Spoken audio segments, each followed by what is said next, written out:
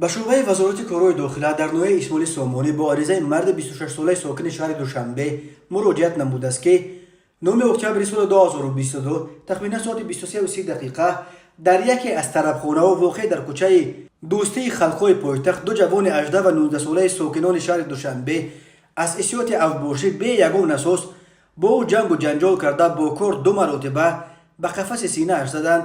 дар натиҷа ҷабри дида зарари ҷисмонӣ ба саломатиаш бардоштааст. аз рӯи ин ҳодиса тафтишот идома дорад.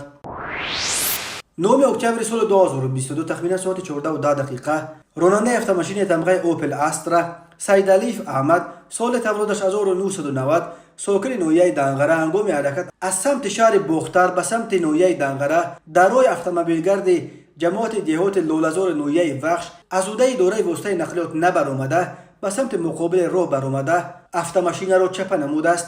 дар натиҷа ронанда Сайдалиев ва мусофиронаш Назириева Ашурмо соли таваллудаш 1982, Назириева Рисола соли таваллудаш 1981 ва ноболиғ Назириев Зайниддин соли таваллудаш 2018 сокинони ноҳияи Данғара ҷароҳати гуногуни ҷисмонӣ бардошта дар беморхона бистарӣ гардиданд ва Давлатов Диловар соли таваллудаш 1980 сокини шаҳри Кӯлоб ҷароҳати вазнини ҷисмонӣ бардошта дар ҷои ҳодиса ба ҳалокат расидааст.